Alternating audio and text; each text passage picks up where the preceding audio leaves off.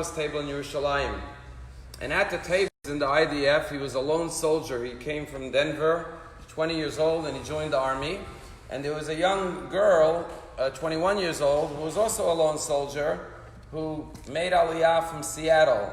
And they were engaged to one another, and they're getting married in a month. And she said something very beautiful. She said, when two lone soldiers meet each other in the army and get married, they're no longer lonely. When you go to Israel, you never feel lonely. Why? Because you're surrounded by family. In this week's parsha, we find the story of Moshe Rabbeinu being told by Hashem that the time of your leadership reign is over. You're going to go up to Har HaAvarim and look at the land of Israel. You will not cross over, and you will die here. And Moshe Rabbeinu prays to God, his last prayer, and he says, please appoint a new leader who will be able to lead the Jews properly into the land of Israel.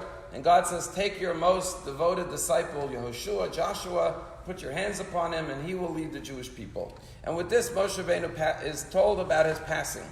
And the big question is, Moshe Rabbeinu is not going to die till the end of the book of Deuteronomy, the end of Devarim. We have more than a whole book till his death. Why is the story of his being told he's going to die and go up to Har HaAvarim, why is it being told now? We still have time until we get to the section of his passing. And perhaps the answer is, because many times the Torah tells us certain stories in context. The Torah links one story to another. What is the story right before Moshe Rabbeinu being told he's going to pass on? The last story is the story of the 5 daughters of Tzlafchad. And the 5 daughters of Tzlafchad, we know, come to Moshe Rabbeinu and say, our father died, he had no sons. According to the laws of inheritance, we will not get a portion in the land of Israel. We want a portion in the land of Israel. Moshe speaks to God, and God says, fine, they are right. V'havarta es nachlas avim. You should pass on their father's inheritance to these daughters. So our rabbi said, when Moshe Rabbeinu heard this, he said, if the daughters of Tzlafchad are going to get their father's inheritance, maybe my children will inherit me. Maybe they will succeed me. And so he prays for his children to take over his role of leadership. And God says, no. You have wonderful children, but Yeshua is the most worthy disciple. He will lead the Jewish people. And perhaps what Moshe Rabbeinu was saying is, what is my legacy? Perhaps as a leader, I have failed because I did not complete the mission. Remember this year when Israel tried to land a spacecraft on the moon? We all watched, and then the last minute it didn't land. And we felt dejected and disappointed. It went so far and it didn't make it. A failure. Moshe Rabbeinu said, I started at a burning bush. I took the Jews out of Egypt, led them through the sea, gave them the Torah, led them 40 years, and I'm at the brink of entering the land of Israel. Failure. The mission didn't succeed. And God tells him something very powerful right here. What is the name of the mountain he's going up to? Har HaAvarim.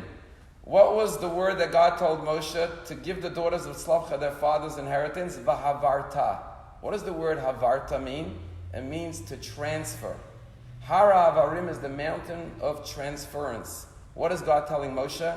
Maybe you physically will not enter the land of Israel, but your values, your Torah, your life's mission will be transferred to the next generation. And so while physically you will not enter in, a great leader is not someone necessarily who gets the job done. A great leader is who sets the stage and allows it to continue through the next generation. And others complete what you started. And that is the transferring of your legacy. And you will enter the land of Israel through your disciple Joshua and through the next generation of Jews.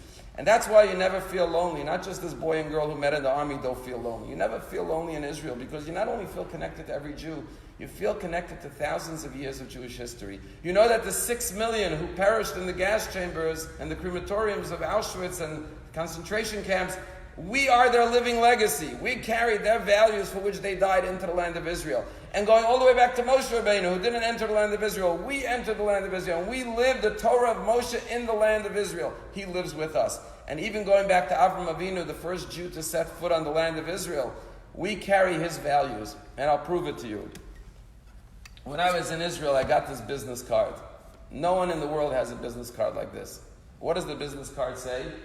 Jeffrey Seidel, Shabbat Hospitality. What's the meaning behind this card? There's a little, I say a little Jew because he's short. He's no more than 5'1". His name is Jeffrey Seidel.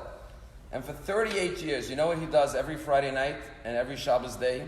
Next time you're at the Kotel, check it out. When you leave the Kotel area and you go into the plaza, you walk up that little ramp. Right as you go out of the gated area into the open plaza, there's a man there by the name of Jeffrey Seidel. Look for him next time. He's approximately 60 years old. And he stands there every Friday night. And I watched him this Friday night again. 38 years, he hasn't missed the Shabbat. He stands there with lists. He has names of hundreds of families in Jerusalem who say, you could send me guests for Shabbat dinner.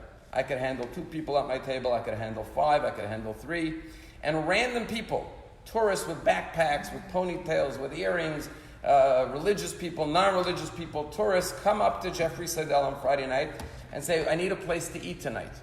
He says, how many are you? He says, it's me, my wife, and 3 kids. Okay, let me look. I got the Goldberg family on Rehov, this and this, number this and this. They could have 5 guests. This is how you get there. You go this way, you go this way. And he dispatches, like a maitre d' in a restaurant, you know. He sends off hundreds of people every Friday night for hospitality. The guests don't know whose home they're going to, and the people in the home don't know who their guests are going to be. And I've been to homes where sometimes also as I knock on the door and 10 students come in. Jeffrey Seidel sent us. And you know what his business card says? Jeffrey Seidel Shabbat Hospitality. During the week he meets Jews, tourists. He says, you have a place for Shabbos? Here, call me, come to me. And you could walk up Friday night and get a place to eat. Where did we learn that from? Avram Avinu. Avram Avinu, the first Jew 4,000 years ago, had a tent with 4 doors where Jews can come from every direction. When you see Jeffrey Seidel and hundreds of Jewish families saying, just send me guests for Shabbat. No questions asked. They're Jewish, they need a place to eat. They're welcome to my home. You see the embodiment of Avram Avinu living in the land of Israel. And where could you walk into a home without an invitation? Only mishpacha, only family. Your family, you don't need to be invited, you just show up. The Jewish people are family, and that's why guests can come from anywhere around the world and have a place to eat with another Jew. There is where you see v'havarta nachlato. Moshe Rabbeinu transfers his legacy, his values, his teachings to the Jewish people. And when you see that living on in the land of Israel, you know you're never alone because every Jew is your family. And you are together with all the previous generations of Jews who are living together physically and spiritually in the land of Israel. Kaddish